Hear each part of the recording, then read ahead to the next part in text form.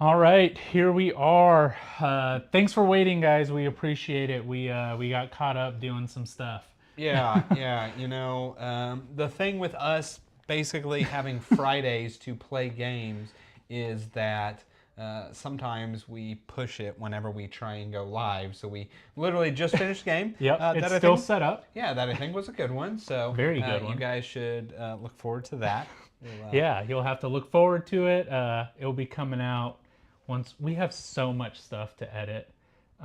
We're a little bit running behind on that, but once all that gets there, we'll be good. Yeah, I'll stay away as long as I can. Dad's work was killer today. Patrick, what do you do? I don't know if we've ever talked about that. Work was work today. Work was work. Yeah, mine wasn't too bad actually. Normally mine's That's like a huge surprise. I think that's the first time I've ever heard you say that. yeah, mine was not too bad. I had meetings. I was on the phone. I was on the phone for probably a 2 hour period driving circles. Driving circles around DFW. I was just like on 121, 183. Going to McKinney, going to Fort Worth. 820. I got toward Fort Worth where I needed to go, went back up 820. And yeah, I was just on the phone for a while. And then it was like I had a meeting. So I started these calls and then I had a meeting at 1 o'clock, right? Yeah. And I was driving there. It was like, whatever, we'll call it 11. And it's now like I'm looking at the GPS. I'm like, I'm supposed to arrive at 102 because I had just like gone so far away. Then I'm like, oh gosh. That's And so yeah, but it wasn't a bad day. IT sport for 60 plus hotels. That's yeah, I can see how that can be stressful. If that goes down, I'm sure tons of business people are upset. But Are they Hilton hotels? I'm a Hilton honors guy. That's what I am. So.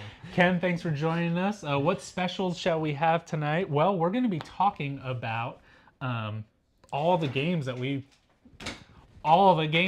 played in January. Yeah, January was a rough month for us to get gameplays in. We did pretty decent in December through the holidays. Yeah. January came. I had a baby last week. Yes, so everybody congratulate Devin, Yes. baby. Yep, brand thank new. you. But yeah, so it was preparing for that. So we actually, of all of these games that we're going to go over today, these games we're going over today, I think there's only two that we actually played together. Yeah. It was just a two games, 3 rounds of them. Yeah, I think, are they ones we did live stream? No. No, just one live stream.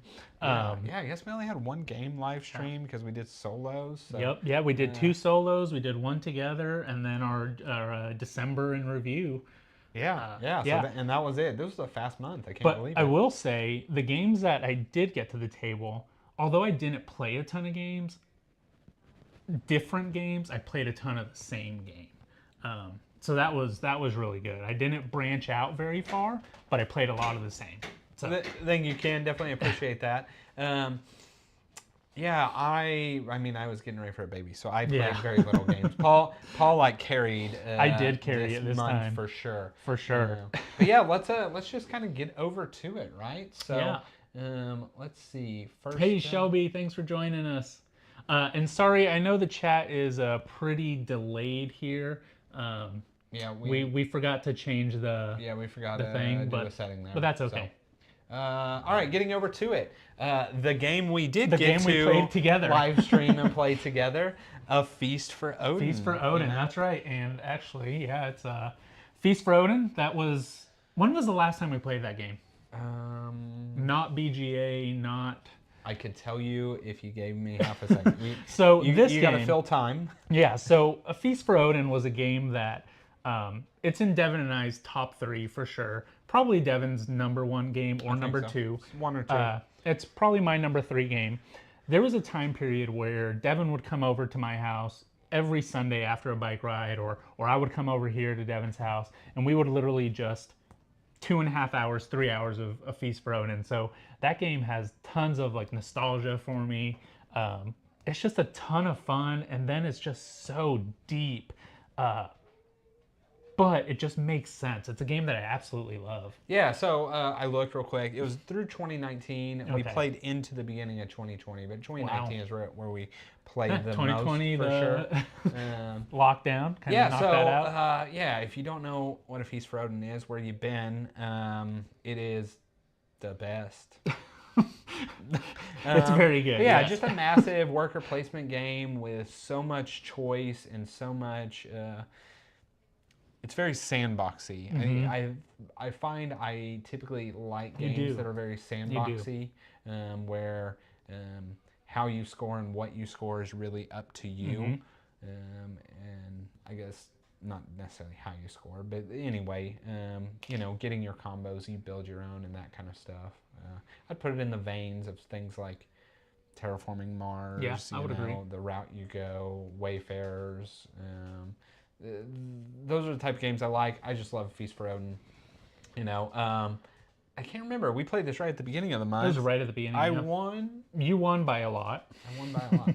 Yep, All right, you I won by a won. lot. And immediately after, I reminded you that I've won once before. Oh, yeah. And I still don't believe you. Still don't believe me, but I showed you and I won Paul one time. claims that he won on BGA one time. Yeah. Now, here's the thing. I don't play a lot of BGA. Yeah. A win's a win. And there's a lot of times where I Win. stop playing after 4 moves. So I'm thinking maybe he won because it made me forfeit, but maybe. I won. We played Either a way, lot. forfeit is a win. I don't believe Paul's ever beaten me is what I'm going to say. I know I have not beaten you at Terraforming Mars for sure. That game I have only lost one time. Yeah. To Joe, right? To Joe. Yeah. He had a killer Prelude and I Corporation love that you remember combo. everything about it. Yeah, he had the steel one where he started with some steel production. yeah. He had the one that made it stronger, and he had a straight up better combo right from the gate. But yeah, other than that, that's my only loss. I remember that loss forever. We believe you, Paul. Yes, thank you. I appreciate it. So yeah, that was a Feast for Odin. Honestly, if you haven't tried it, Yui's best game to date. That's what I think. Definitely try it out. I think so. Next up, we have That Is the Wrong Way. That's a spoiler. I'm sorry. We could have gone in reverse order. Don't know what that is. We have Architects of the West Kingdom. There you go. And this I was think this you. one. I played it on BGA. You played on BGA. Yep. Yeah, I soloed this one. I almost always tend to, when I solo a game, go towards Garfield games. Yeah. And, it's kind of twofold, right? I know all of the Garfield games well enough that I don't really have to look at the relearn. rules. Don't have to look Right? at setup. I kind of just can set the game up. I can play it, even as complex as it is with all the expansions. It's a comfort game. Yeah, so I played it. It was, I mean, beating the solo, I don't really count. I won, but it was kind of one of my worst showings for sure. I just couldn't get a great engine going with the townsfolk. If you don't know what Architects West Kingdom, another worker placement-esque game. Yeah. That does some interesting things. I've heard the Brothers Murph define it as it is worker investment. I agree with that. Yeah, the more workers you put out that's there. the best way you can define the game is you keep going to a spot and making that spot stronger, but it always has the risk of you getting your stuff stolen and sent to prison, which can come with penalties. Yeah, and when you play the bot, it will take your workers a lot, so you can really never invest in that. I played with the bot that focused on... What did it focus on? So there's one that does... It was not the cathedral. Okay. There's the buildings one, right? Is there a buildings one? No. Townsfolk. It focused on the townsfolk. Townsfolk. For sure. So anyway, it's always fun. I think this is a game where base Architects is meh. You put those 2 expansions and it becomes one of the top ones. So I always win. So who else would win? Well, yeah, but I don't. It's very rare that I lose to the AI in a game, so I just don't ever think about that. I just go to have fun. It's funny. We had this conversation after a Feast for Odin, because we were like, well, how many games have you done this and that, and well, what's your win percentage of that? And I was like, mine's 50% or whatever. Yeah. And I was just like, yeah, I count all my solos. And you were like, you lose to the solo? I was like, yes, people lose to the solo. Yeah, so I don't typically ever lose to the solo. I don't know. I told Paul, like, if I put in my solo plays in my stats, my win rate is like 90% because I play a lot of solo and I win them all, right? Like, And I was like, no, mine is still like 55% with the Yeah. solos in there. So I don't count those. I did play Architects as well. I played it on BGA. I just it's like exactly what you said. It's a comfort game for me. I do enjoy the base more than you do of that game. I always have.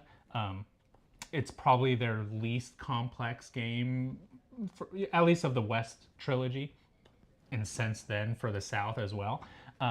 But I played with 2 other people. It was a 3-player game. I really enjoy. I think 3 is the optimal player count for that game, just because there's a good.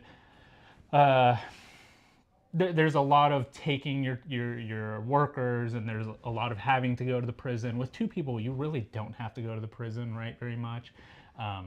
There's people rushing the cathedral, people building out buildings. So I just feel like the push and pull is really there for a 3-player game, and I really like it at that player count. You know, I think 3 for most Euros is the optimal player count. Yeah, right? I agree. Like, because most Euros don't have overwhelming player engagement. So at 2, you really see the lack of player engagement.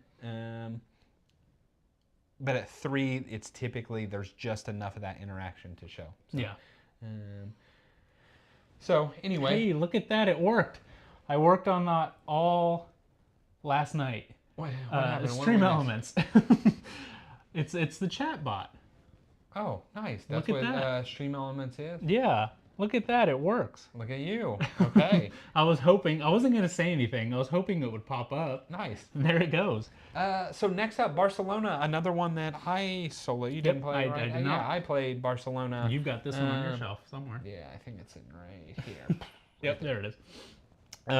Barcelona, it is a talk about Euro. It's just a point salady Euro game. You are building out this city of Barcelona, and you are placing people, not worker placement, because you're placing people each turn to kind of fill out this map, which helps you build Barcelona, but you're placing them at intersections, which then allow you to do different actions. So you have 5 actions running across the top and bottom, 4 or 5, I think. And so wherever you place it, you do like the intersecting actions, and it just leads to so much crunchy goodness. Everything you do is going to get points, so you really have to think, what is going to get me the most points? And man, I just really enjoy it. I played, I think it's Gotti is the solo AI. I played it, there's 3 different difficulties, and I played it on the medium difficulty. Completely crushed it. I mean, I crushed it by like 100 and something points. So I was like, well, maybe I should have done the hard. Because it was like close as it went, and then like once we got to the end of the game, it was like, oh man, I just wrecked it. Because you were like, oh, I'm picking this scoring and this scoring, and this is times 4. And then yes, talk about kind of your sandboxy. That's what I was just thinking. You get to pick your score, your big scoring, and then you get to pick the multipliers, and there is so much goodness in Barcelona. Funny thing about Barcelona, Paul and I almost got rid of this game after the first playthrough. We played it once, and we both were like, "What is this?" Like, oh, that was okay, I guess. We had played it before we needed to record it, right? So we got to know the game. We're like, whatever, let's just record it. And then like that next time we played it, I think was our recording, and we were like, oh, this is pretty good. Yeah. And then we've just played it since then, and I think it's a very good game. So I'm so glad that we hung on to it, because it was definitely almost an instant, cool. We're going to record this and never play it again and sell it. But yeah, turned out to be a really good game. And what's funny about it is we've talked about it before, but honestly, it's kind of like the perfect mix for you and me, right? You've got the very big end of game scoring where you can pick your own scoring, and at the end you're going to get 100 whatever points, right? And then for me, we all know I love just racking up points as we go, and everything you do, you're going to get 18, 30 points, and man, it just feels good lapping around that whole track. So I don't know, it really kind of caters to both of our play styles. Yeah, I agree. We played Tapestry relatively recently. Kind of the same type of thing where you can go both ways. You can kind of have a route where you score a bunch of points, and then you can also focus on more of an in-game building out your city stuff. So yeah, that is Barcelona. Highly recommend that game. Boop. Boop. Boop. I definitely did not Boop. play Boop. So this one is a Paul. Yeah, this was Boop, so I definitely got to play this one. It's a two-player abstract game where you've got these cute little kittens, and it's basically a tic-tac-toe in a way, right? So you've got your kittens, you're going to place them on the little bed. Every time you place them, you boop the other kittens away, so the cats go away. If you get 3 kittens in a row, they graduate to cats. If you get 3 cats in a row, you win the game. This is a game for me that it's so much deeper than what the cover looks. And I love it because it plays in like 15 to 20 minutes. So you can get a game in, play another one, just back to back to back. I'm usually terrible at this game. I think I've only won it maybe 2 or 3 times of the 8 to 10 times that I've played it. Something about this night, though, played it twice in a row, and I won both games. Did you play Kirsten? I did. And I won both games. Crushed you, Kirsten. Crushed it. And yeah, that was it. I was like, done. Never playing this again. Never playing Back Boop on the again. shelf. Done. That's it. This is Boop. The reigning champion of Boop. That's right. But no, I love it. It's a good game. It's good. As you said, if you've played any kind of real abstract-y game, right? They're deceptively crunchy, you know. I can think of a game like Photosynthesis, or we Yes. played Winter, right? They're all these like innocent themes, you know. In photosynthesis, you're trying to kill their trees by not giving them light. Starve out their trees, and it's just I really enjoy abstract games quite a bit. So this one I think it is a good one. Yeah, this is a really fun one. Next up, Diabolical Drilling This is an Company. interesting one. Yeah, tell me all about it. I know nothing about this You know game. nothing about it. So this is Diabolical Drilling Company.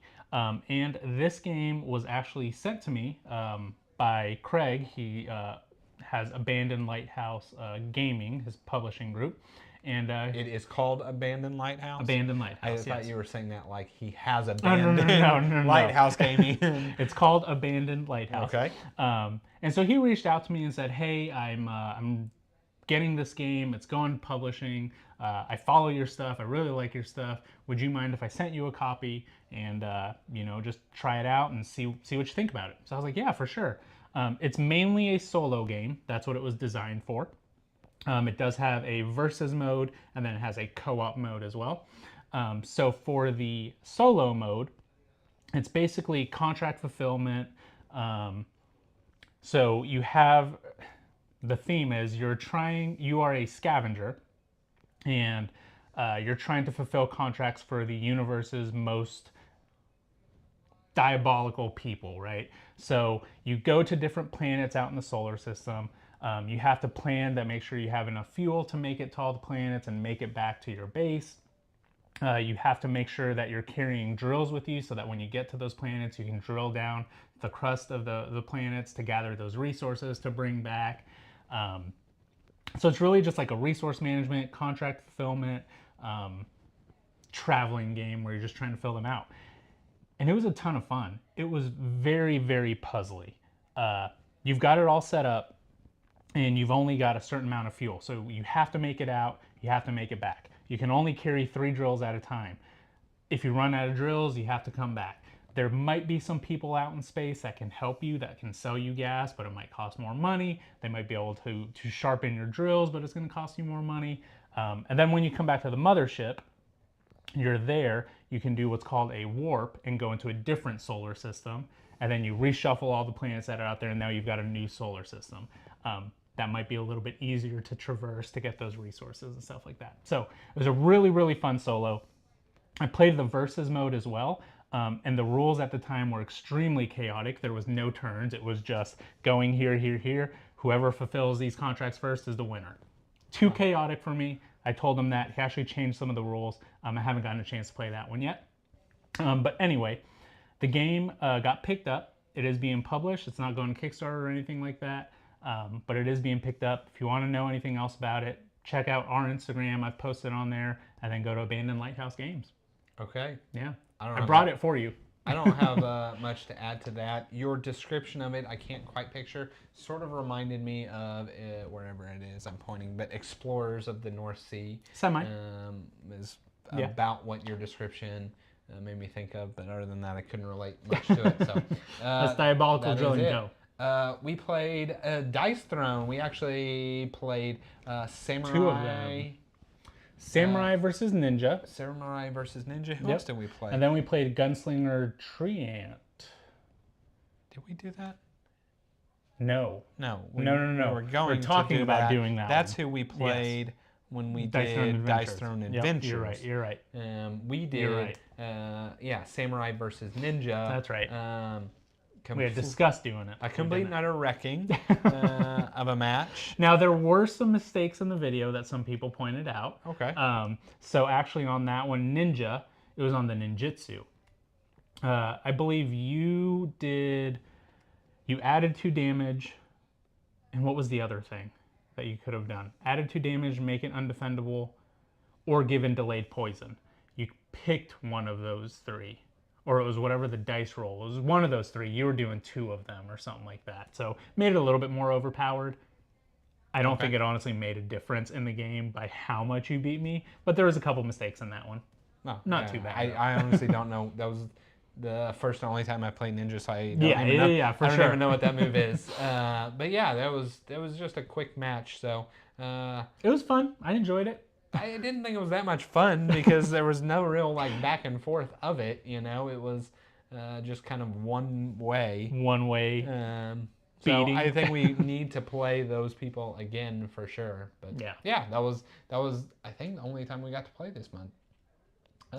Final Girl. This Final was Girl. Paul. So that is actually not the box that I played. That one's in Kinyamba. I got to play Hans the Butcher. Live streamed it.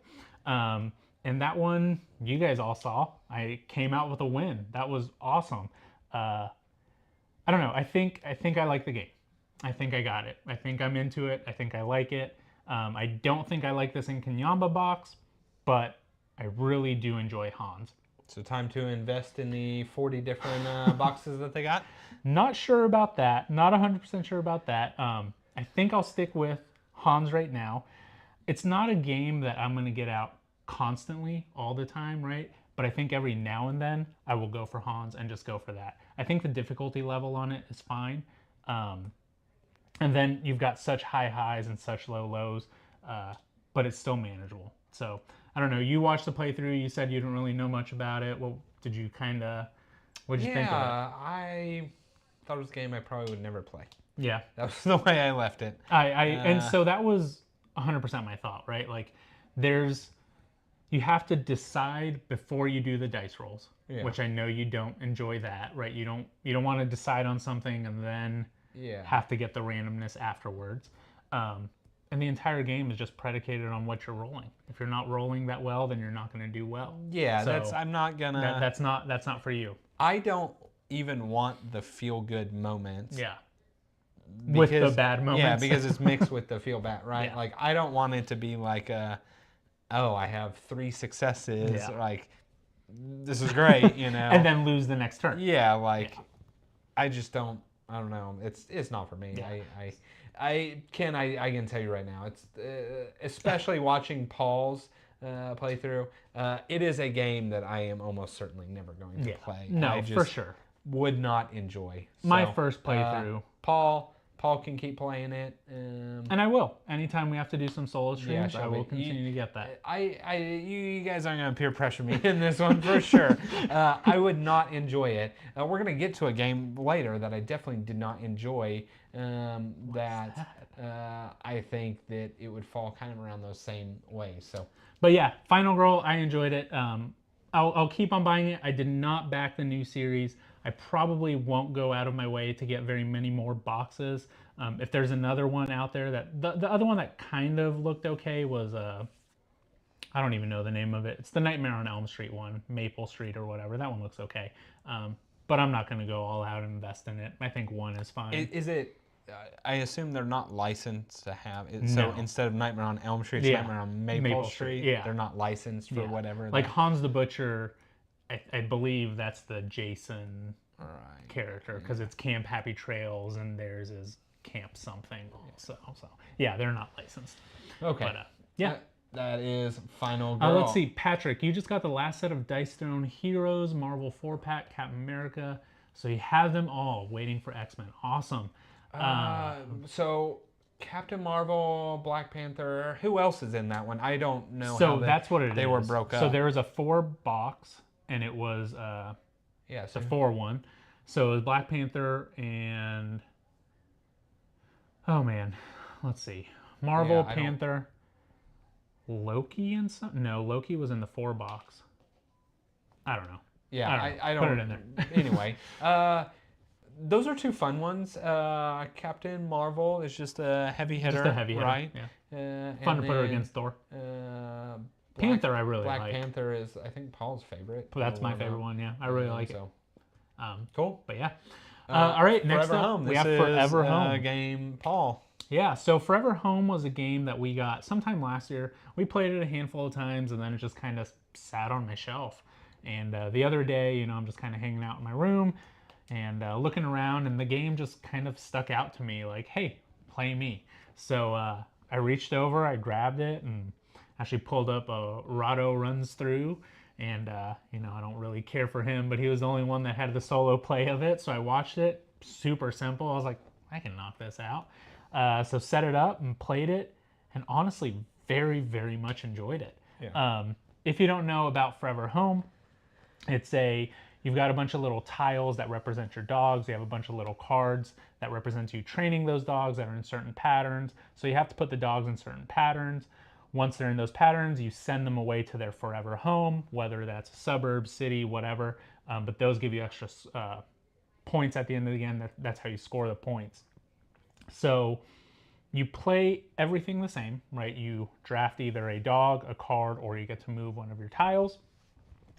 And then for the AI, they flip a card, and then they just remove 2 of something, right? Two of some resource that you want. And then the part that's really cool, the part that I think you would really enjoy, is you get to pick your endgame scoring, right? So you've already got the endgame scoring of the homes, right? So have these colors at the suburbs or have this many in the foster home. But you can also you're going to have more blue dogs than both pink and green dogs in homes, right? So if you have 3 pink ones and then 1 green and 1 blue or whatever, right, you have more of that. Another thing is having more trained dogs than another kind on your board left over. Mm-hmm. So more green than red left over. So from the very beginning, you're picking these endgame scoring opportunities, and you're just working towards that plus the homes. And I really enjoyed that. I thought that was a really good way to do it, and I think that just increases the replayability a ton.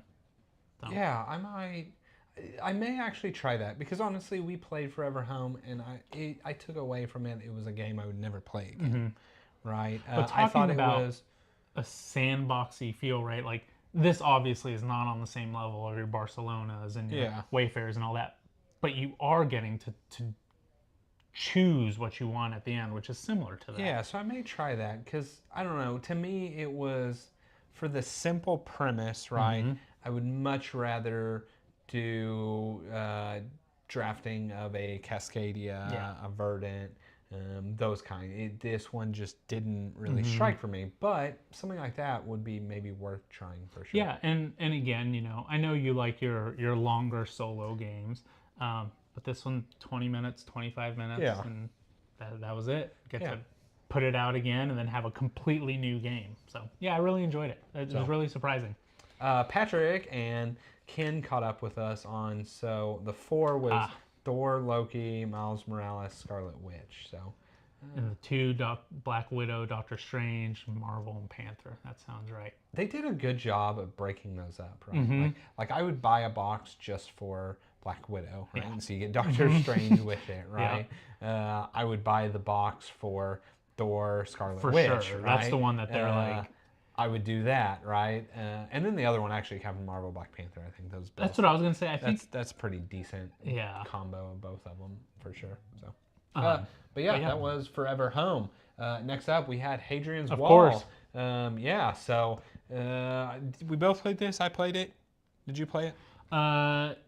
Yes, I did Okay. actually. Yeah. So Terrible.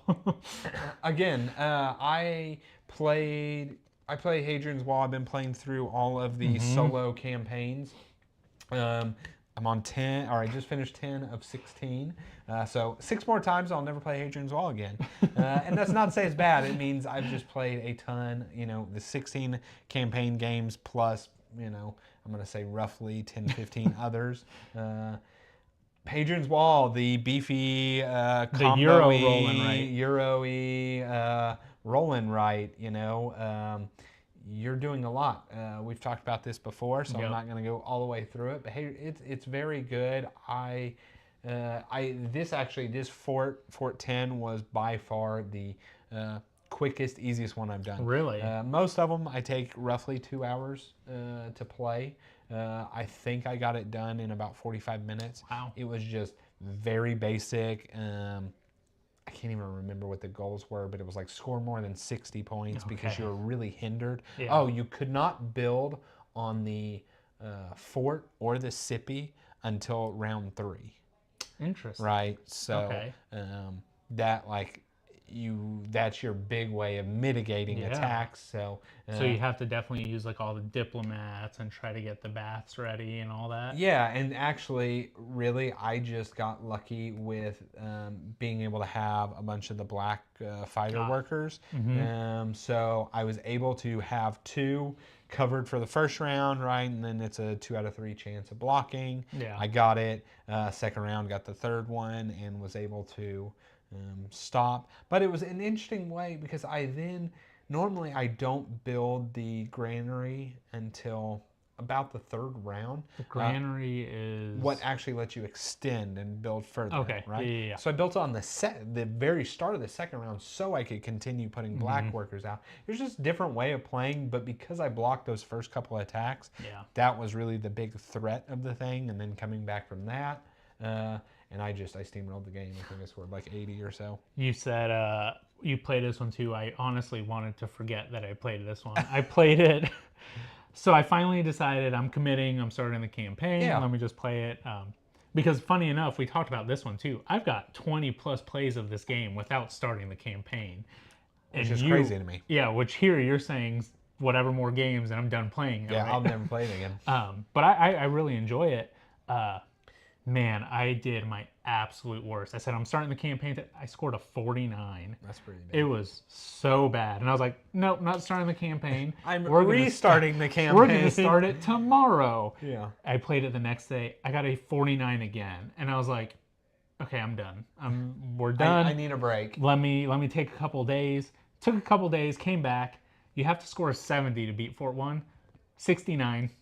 I was like, yeah, I don't think this is I'm gonna give it some more time and not play this rushed and just take my time. So I have not started the campaign yet. Okay. Because I'm not starting on a loss. I understand. Yeah. And it's not that I think Hadrian's Wall is bad. It's that I'll just at this point played over 20 times, which you're saying you've done. But my thing is, I probably play way longer. Right? You do. Like You do, for sure. Play over 2 hours. I would say most of mine are an hour.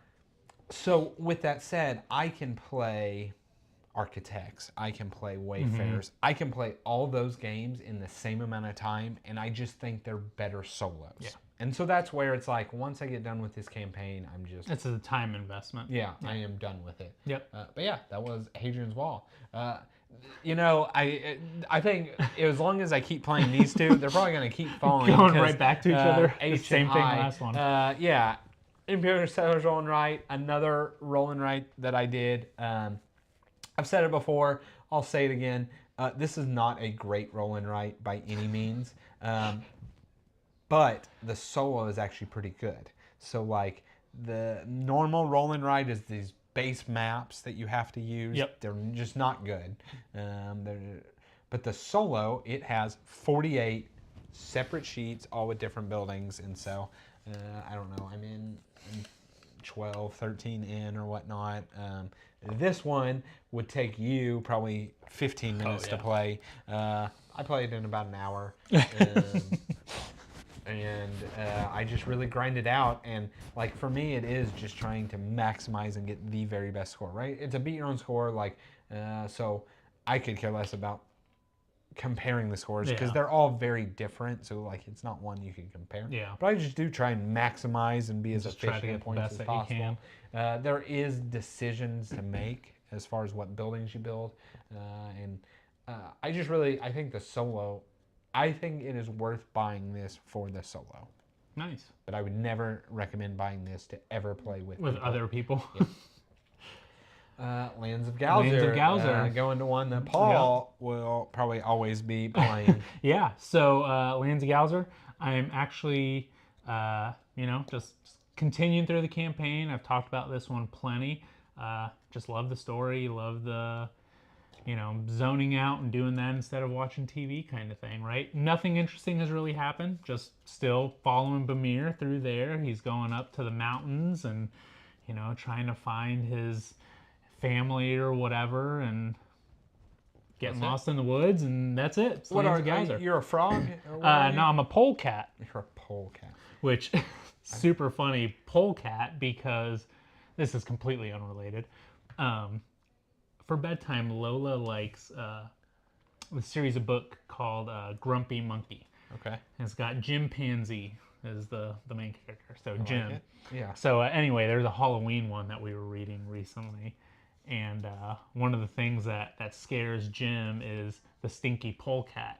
And I was like, wait, Wait, is it a what is real a thing? polecat? Yeah, I was like, wait, what is a polecat? And she was like, the polecats, they're stinky. And so I pull out we're in the middle of story time. It's, bedtime. I pull my phone, You're like, I need Google, to know what a polecat. polecat is right now. and they're saying it's like a skunk. And I'm like, what? There's other things like that? So anyway, I went down this whole rabbit hole of trying to figure out what a polecat was. The next day, I showed Lola Lands of Gowser. I'm like, hey, look, here's a polecat. So she was absolutely in love with that. But anyway, completely unrelated from the game. The game's fun. Absolutely love it. It's just going to keep on getting to the table. It's a nice little story for me. Yeah. So that's Lands of Gowser. Lock Up. I played Lock Up solo this month. I was very surprised to see this one on the list. Yeah, pretty good solo. The thing is, I've had the expansion sitting on there for a little bit.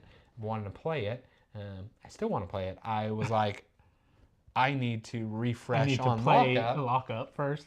So talking about losing to an AI, I played whatever the medium difficulty AI on this thing is, and a tie is considered a loss. So I tied the thing, which I was like real upset, very upset. It's like a ferret and a skunk. So that's super funny too, because Kirsten was like, no, it's a ferret. And I was like, no, it's a skunk. And she was like, it's a ferret. It's like, I Googled it, it's a skunk. So Patrick, I'm gonna go home and tell my wife we're both right.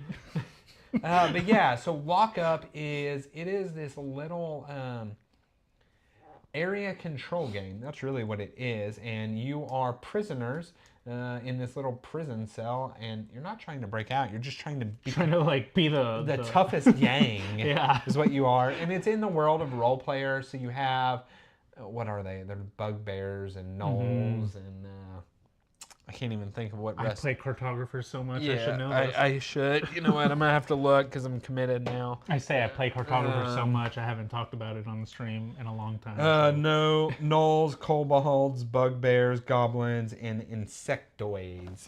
But yeah, so you're just one of those factions. They all have different powers, whatnot, and the AI was actually pretty cool how it ran. So how it typically runs is you have 5 little numbers, numbered 1 through 5, and it's area control, and you're placing them out there, and you place, maybe you have 6. You place 3 face up, 3 face down, right? Everybody's placing, so you kind of know where guys have placed some things, but you don't know everything. So the AI seeds, they have something in every area, but they're all face down. And at the start of your turn, you're able to reveal one face up. So you kind of have this strategy of what areas do you actually want to know what they have versus not know what they have, you know? And it was done really well. They beat me, which was upsetting. So now I have to play it again. And yeah, I'm gonna probably play it with the Breakout expansion, where you are actually trying to break out. So what you? This was like a 2019 game, also 2018, maybe something like this that, was right? long ago.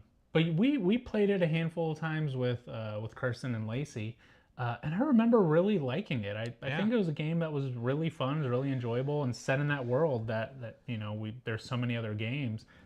It's one that I want to play again. Yeah, we really do need to play really it wanna again play it because again. y'all liked it, Lacey liked it. Yeah. We played it with Derek and Hannah, my brother and sister-in-law. They really liked it. Yeah, it's a good actually a game. good game. It's one that's very underrated. It's funny because you have role player and you have this and you have cartographers. Mm-hmm. And for me, I did not enjoy role player, but I think lockup and cartographers were great. So Yeah. they kind of came out of it. So yeah, Yeah, and definitely. Lockup's probably the one that's talked about least from those. Yeah, you're right. It's kind of unknown. Very much so. But yeah, definitely enjoy lockup. So.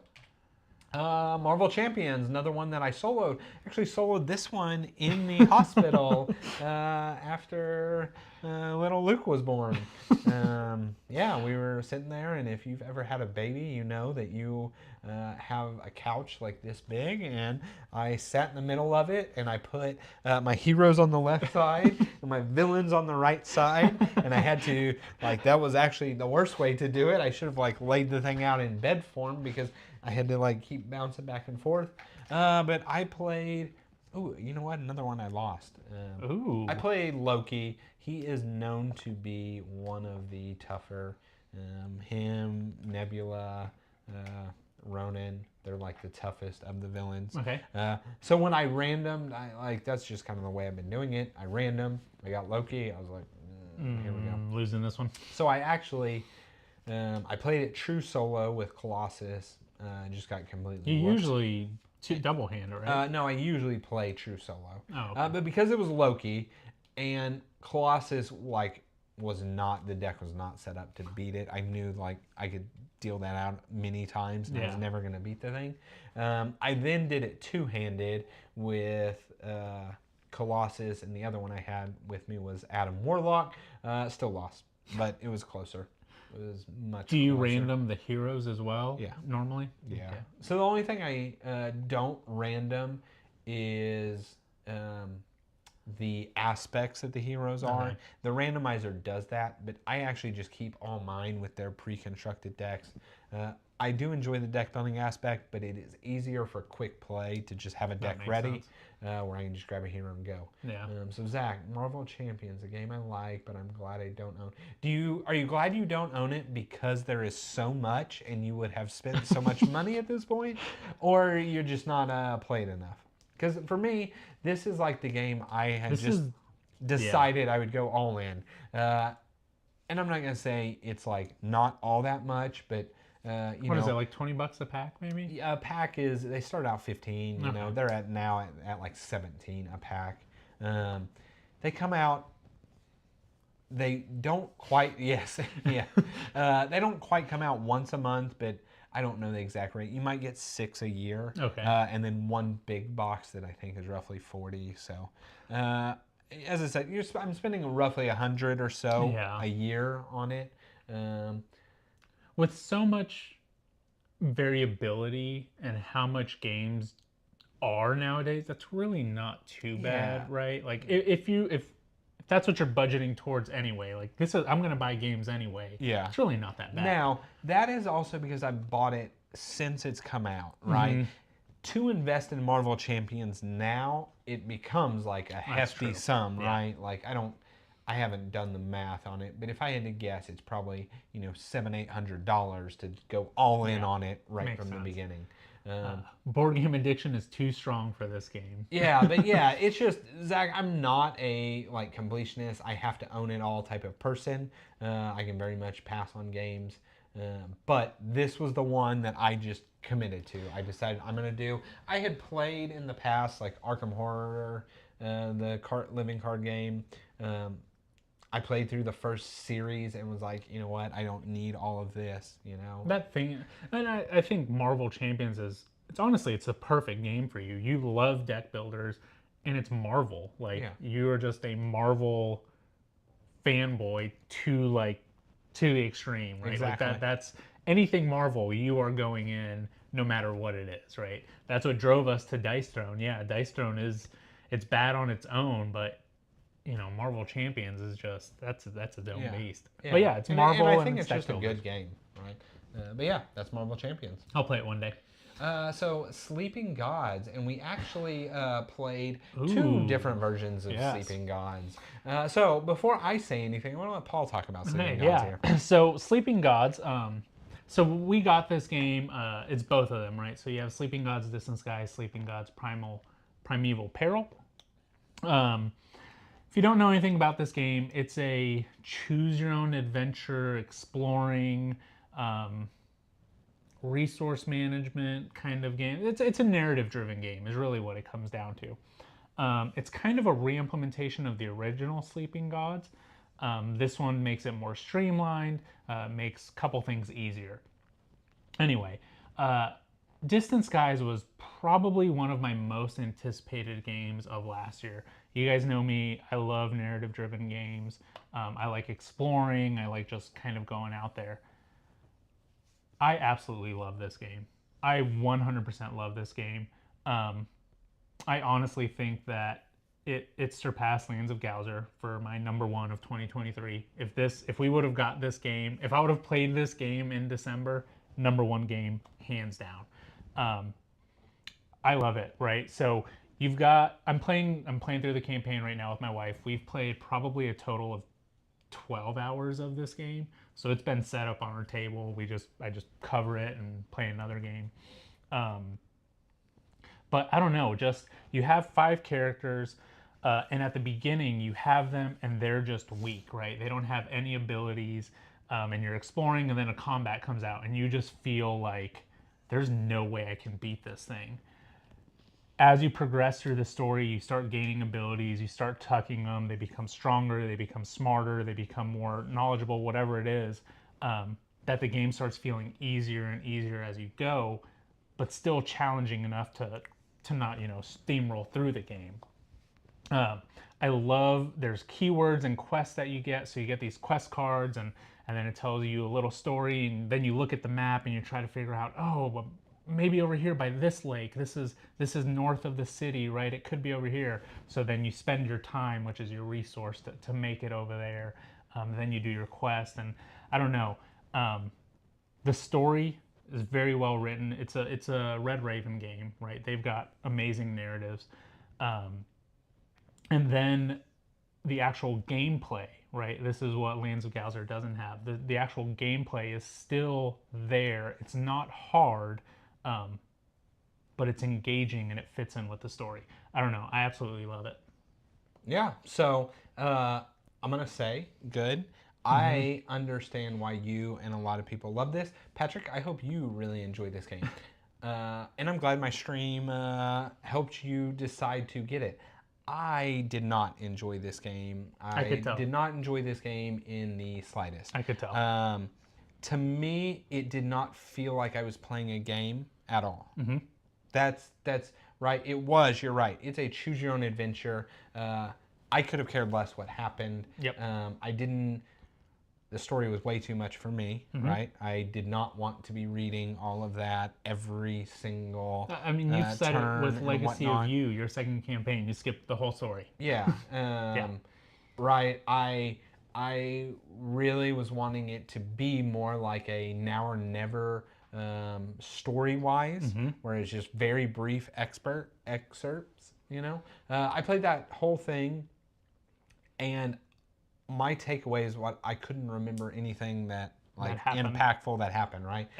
Some chick's husband got taken by a flying lizard. Yep. And she whined the entire thing. She did nonstop whining.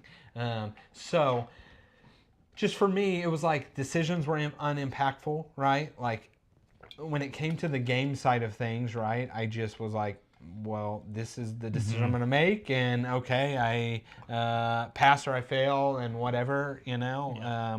I didn't think I was actually doing anything. I was literally just following a story. Yes, chick whined about her husband. That is what I remember of it. So that was just, it was not a game for me by any means whatsoever. But I definitely understand why people really like this game. If you want to get into a story or whatnot and have some gameplay elements without reading a book, right? This is a step above reading a book for me, right? It lets you have some choose your own. So path. one thing that I think I do think you would like Distant Skies better than Primeval Peril. The issue that I saw with the stream that you had was there is no build up. There is no getting to know your characters, building up your characters, and then continuing this long story, right? Your stream was what, 3.5 hours, 4 hours? I'm 10 hours into the game, and we're about maybe under two-thirds, maybe like halfway through, right? And we are building up our characters. What we do, it feels like it's going to impact us later on in the game, right? Now, with that being said, you not liking 3 hours of the game, I don't know if you're going to like 10, right? Like, I think you'll like it more, but I don't think it's going to fix those problems that you see. See, I thought I was going to like this more, Primeval Peril, because I actually read Distant Skies, there's more narrative, right? There's longer sections of story, right? And I didn't enjoy that in just the amount I did read. Yeah. And then the other thing is, I did read that part too, right? I read exactly like you said. In the beginning of the game, you fail a lot of stuff, and then by the end of the game, you're just a god that walks around, and you just win every challenge, right? And so I do typically like something like that. Joe and I play a game called Hexplore It, where it's exactly that. You fail and you struggle. You don't fail, but you struggle, and there's a lot of decisions in how you do things in the very beginning of the game. You're very weak, and so fighting stuff, you have to be very careful on fighting stuff. And then by the end of the game, we're just like slaughtering the bosses. And it's, to me, that's a lot of fun. It builds up. It does take us about 8 hours to do. I enjoy that, though, because there's no narrative, and there is, what I feel at least, some more gameplay aspects to it.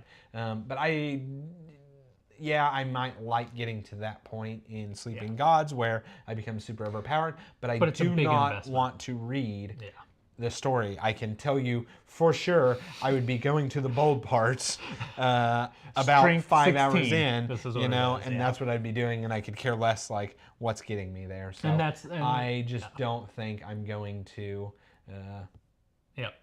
invest any more in it. So, you know, you mentioned Now or Never and how you think that is the pinnacle of a Red Raven game, right? And because that game is very mechanism heavy, right? That is a straight, you don't have to do any of the stories. You don't have to fight any monsters. You just get your resources, do your stuff, and, you know, just build this engine and then just collect all these points, right? When you play the campaign, that's how you played. When I played through that campaign, I did all of the exploration. I was trying to find all this stuff, right? And we compared our scores, and I was like, oh my gosh, like, you did so much better. I will never play this game with you because we're playing two different games in it. And if you remember, my biggest complaint with that game was in between each round, there is no saving of the characters. There's no building up of those characters. You're just starting brand new. And that's what I really like about Sleeping Gods, is that you're building up. It seems like your decisions matter from game to game, from session to session. So as I said, I am not at all calling this a bad game. I don't think that one bit. It is just definitely not a game for me personally. I understand why plenty of people love it. I understand why it's so popular. I guarantee you that after this, you know, in 6 months, a year time, there will be a new Kickstarter for a new version where you go to space or something like that. But not something I'm going to get. And unfortunately, the thing was, I was just very much looking forward to it. So it's funny. You said if we would have done our wait, no, hold on. What video? No, we have. Never mind. Yeah, you're spoiling. Yeah, I'm spoiling. Never mind. Not talking about that. Look what Patrick said. I've been Googling about polecats. They're a ferret from Asia. Skunks are also called polecats in the southern U.S., but polecats are brown, not black. What kind of hole did I fall into? I'm telling you, I've been down this hole. Maybe not that deep, but I've been down there. Do you have any recommendations for legacy games for my fiance? She can at most handle a medium level game. I would think Clank Legacy. Whoa, I just shot that thing across. My bad. I think Clank Legacy. I think Clank Legacy hits that medium weight, medium level. I also think of all the Legacy games I've played, I think it is the best. Machikoro is pretty light, and the Legacy is not that great. So that's my vote on it. And just to give you perspective. Perspective. Right. I was like, what word am I even attempting to say? Legacy games I have played are Pandemic, Charterstone, Machikoro, Legacy of You. If you call this isn't actually quite Legacy. This isn't a Legacy. Yeah. It's a long campaign. It might as well be. But you're just not Legacy is you change the board, right? Yeah. Campaign is. Those are the ones I've done, but I highly recommend Clank Legacy, Clank Legacy. I haven't gotten to try it, but I've heard very good things about the Ticket to Ride Legacy game. I've heard very good things. I know a lot of people don't really like that game. I actually very much like it, but I have not played the Legacy, but I've heard it's very good. Yeah, I think I'm gonna keep talking about Clank Legacy. If Clank you like was Clank, a ton of fun. it was a good game. If you like Clank, if you've played Clank before, it does a good job of making the Clank game with these story moments that like you want to do. Just like Paul was talking about with Now or Never, he really wanted that to be more Legacy-like. In the middle of the game, you're like racing to try and do these different stories, but they got quests all over. So like you can go do this one, she can go do this one, and then you guys come together, and it's like a semi-co-op. But at the same time, you're also competing the score, and they just balance that very well. I don't think a lot of games that are semi-co-op are done well. I think it is just done really well, and honestly, you just have fun doing the story moments, and then whoever wins wins. Yeah. So I think it's done really well. I think it was good enough. They're making a second one, right? Yeah. So that is. I'll say Clank. That is mine. Clank isn't my favorite game, but Clank Legacy was my favorite Legacy game I've played. Right? It was a ton of fun. But yeah, I think it was really good. I think that's a good suggestion. Okay, where are we at? We are at Spire's End. This is which one? So this one is Hildegard. I couldn't make these things. Yeah, I don't know why these pictures. This picture is terrible. Yeah, these images were so small. Yeah, I know. This is Spire's End Hildegard. This is Fabro Games. So actually, this is part of a trilogy now. The original one this is a solo. I'm going to call it a solo-only game. It technically plays with 2 players, but it's a solo-only game. Again, what do you think this is going to be? It's a choose-your-own-adventure game. This one is a very much choose-your-own-path is technically what it's called. But you have a stack of about 100 cards. And if you've ever read the Goosebumps books where it's turn to this page and this happens, or turn to this page and this happens, that's this game. That's all this game is. So you flip a card, and you read through this paragraph, and it says, do you want to go through town? Do you want to go through the alleys? I want to go through town. Flip that one over. Blah, blah, blah. Eventually you get to some encounters. And then you would hate this. It's all dice. It's 100% dice. So you get your dice, you roll them, trying to get bullseyes. If you get bullseyes, that's you succeed. There's different ways to do the bullseyes. So there's full circles, there's dots, there's semicircles, and then there's like the 2 halves of one, so you have to match them with your dice rolls. So every time you roll the dice, you have to keep at least one of them, then you re-roll the other ones until you get enough bullseyes. So really, the game has 4 different chapters in it, and you're supposed to play it in one sitting. Probably takes about 2.5 hours to play through the whole thing. But you could die at any point. You could die in chapter 2, you could die in chapter 3, could die in chapter 1, right? And then you just kind of start over. How I played it though was I did saves. So I would save at the end of one chapter, and then if I died, I would just go back to that chapter and go back. But I got a ton of plays of this one in, mainly because we got sent the prototype for the next one. So you can probably just go to the next one here, and that is Spire's End Ranjitaki. So Hildegard and Ranjitaki are branches off of the original game, which was just called Spire's End. These two were characters in that original game. So this is kind of their backstory to get to know those original characters. This game right here is currently on Kickstarter. Like I said, I was lucky enough to reach out to the publisher and I said, hey, I really enjoy these. Is there any way that I can get the prototype? And he was like, yeah, here you go. And he just kind of sent it over. I got to film a video for it, and I got to play chapter 1. So that's really all that they had on there. Ton of fun. If you know anything about Spire's End, it's the same basic game. The really cool thing about this is the encounter system now. It's not just random dice, right? So you actually have action point tokens, so where you can spend these action points to shoot a dart or spend this action point to move, because now there's an actual board that you can move your character around. You can spend an extra token to do whatever. So the encounters really beefed up the game a little bit more and made it a lot more decision space, a lot more beefy, a lot more puzzly. So I really enjoyed it. Okay, that's good. I'm glad you enjoyed it. I know. I don't know anything about this. I don't have any input to say other than, I'll be honest, I think this artwork is the worst artwork I have ever seen in any games whatsoever. That's so funny. For I both love of it. these two. I'm like, this would make me never look at this game a Really? second time. I think this artwork is atrocious. So that's my only input on the game because it's all I know I of it. absolutely love it. I think especially Ranjitaki looks the best. Yeah. yeah. Up here, we have our last game, Warp's Edge. Another one I don't know Warp's one Edge. thing about. So this one is another solo-only game. Joe gave this one to me for my birthday. Awesome. So he had got it. He played through it. I guess didn't really enjoy it too much. He gave it to me. This is a solo-only bag builder. Okay. I think you would very much enjoy this game. Okay. That interests me, those things. Yes. So you have a bunch of different ships that you can choose. Each of these ships have different abilities or whatever. There's a bunch of different motherships that you go against. And then there's also a bunch of other ships that come out.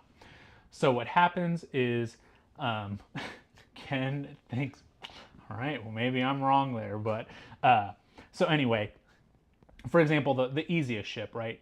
Their thing is you can't attack that ship until you've destroyed all the other ships. So 4 come out at a time. You've got your little bag and you pull either lasers or maneuvers out. Every single card has a hit counter or a maneuver counter that you need to place. So you have your tokens. Let's say the laser is 2. You only have 1 laser.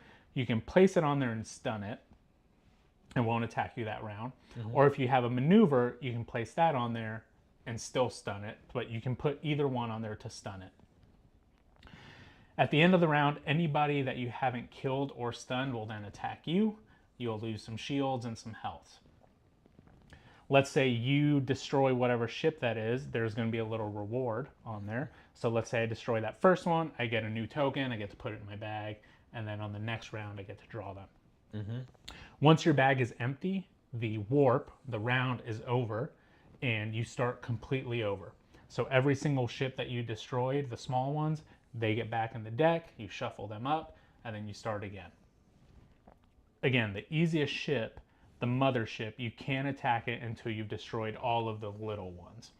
There's a total of, I don't remember off the top of my head, I want to say it's like 8. So you have to go through 8 of them before you start attacking the big one. But you know how bag builders work, right? The more you destroy, the more chips you get, the longer your rounds will last, the longer the warps will last. And it's just a really fun solo game. I think they did it really well. So I don't know if that helps you out a lot, or if it was just a bunch of rambling, if that helps you. No, yeah, I'll try it out for sure. But I'll definitely, I'll bring it over. I'll let you borrow it. I really enjoyed it. I like bag builders, and the fact that it's a solo one, I thought that was really cool. And like I said, all the motherships are different, so the replayability is there. They actually give you a little campaign storybook that you can go through if you want. But I haven't gotten to that yet. I've played through a couple of the motherships, and I'm liking it. Okay, well, Yeah. All I can say about this is what I see here. Looks much better than Spire's Inn, and I'm glad Ken agrees with me on Spire's On the Inn. art there. But yeah, that was it. That was the games that we played this month. What have you guys played in this game? Let's hear about it. Yeah, exactly. So my question for you is going to be, you did Spire's Inn, Lands of Gowser, Sleeping Gods, all basically the same game in a different form. Which one's the best of that? Sleeping Gods, hands down. I think that Highest production for yeah, sure. that's gonna be a hard game to top for me. Like I said, when Now or Never came out, I was very much looking forward to it. A little bit disappointed. This is everything that I wanted in that game. Lands of Gowser is still. I'm playing Sleeping Gods right now with my wife, and it's hard to game with her for minimum 2 hours at a time, right? So Yes, I understand. yeah, my Lands of Gowser, that's my go-to solo one at the moment. Eventually I will solo Sleeping Gods. Because it plays the same with 2 people or 1 person. I could honestly go and play the game for her and still do the exact same stuff. Right. But yeah, definitely that one. What about you? What was your game? Well, it looks like my game between those. Well, No, between all the ones that you played. Oh, I don't know. What all did Hadrian's I play? Wall, Imperial Settlers, Marvel Champions. Probably Architects. I don't know. I Architects, can't think Lock of Up. what I. Yeah, Architects easily the best game I played this month. I Yeah. didn't play too much, so Did you play that one here or at the hospital also? here. Yeah. The only thing I played at the hospital was Marvel Champions and Hadrian's Wall, I believe. Nice. Because Hadrian's Wall is It's a piece of paper and pencil. yeah, it's an easy setup. And then that is, it will say, when I talk about all the Garfields, while I think the other solos are significantly better, there will be times where it's just easy to set up. Yeah. Hadrian's Wall. Yeah, right? that's why it's kind of my go-to. Honestly, the times I play it the most are when we're watching Survivor on Wednesdays. I can sit on the couch and play it, right? Yeah. Not many I can play in my lap on the couch. I'm gonna guess that's Joe from Board Games for Two. Thanks for being here. We appreciate it. Ken, of course, Dice Throne Final Girl. Who did you battle and did you win? Did you lose? Dice Throne and Catan is so boring, but my brother loves it. You know, you got to give Catan credit for what it was. Really bringing about this kind of revitalization in board games. Yeah. The hobby, really rejuvenating it and causing such a boom. So it's Props. there. Yeah, it's there for what it needed to do. Somebody posted a comment on one of our videos on a short or something, I don't remember. They had said that Machikoro, oh, that's what it was on the replaceable game. Machikoro replaced Catan for them with the rolling the dice and the collecting the resources or whatever. So I was like, oh yeah, I could see the connection on that. Yeah. So Patrick, look into Machikoro. Maybe you can convince your brother to play that. Joe, Clinic and Combat. I looked into Clinic. That looks like a Lacerda game with the Ian O'Toole artwork anyway, but it looked like a real heavy one. It looked interesting. In Combat, not for me. Not for me. Was Combat the one? Combat was the one that was the group text. That Joe texted us Yes. about? Okay. Yeah, not for me. I fought Dr. Fright, lost 2, won 1. Nice. I don't know who Dr. Fright is. Ken, who is Dr. Fright mocking? There you go. What is spoofing? Yeah, there you go. The correct words. But anyway, what do we got coming up, Let's Paul? see. Coming up, we have on the pile, we have World Wonders, which seems like a really fun polynomial overproduced game. Yeah, I think one of the better polynomial games I have played. Yep. And I've played quite a bit. We have Expeditions, the sequel or prequel to Scythe. One of those, I don't remember.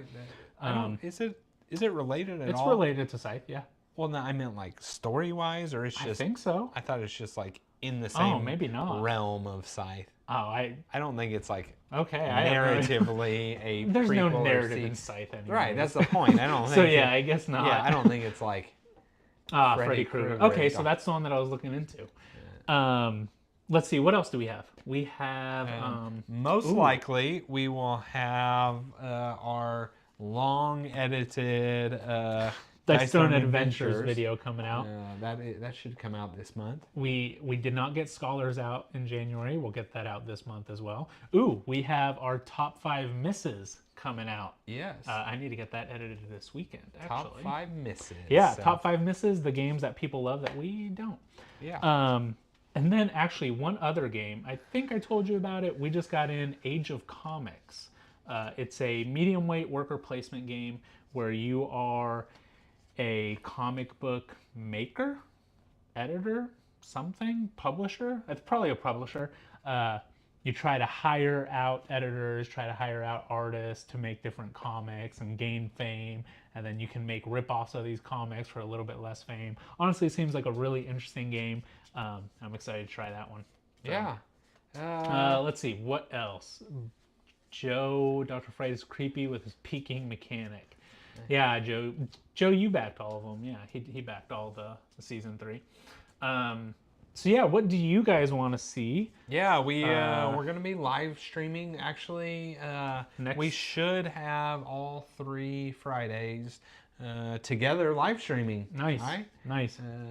Yeah, so we got to decide our games for that. We got to decide our games. We'll post up a poll. I think Expeditions will probably end up being a live stream. Yeah, Expeditions will be a live stream. Don't we have a Tapestry coming out, or it just came out? It just came out on Monday. Yeah, Tapestry just came out.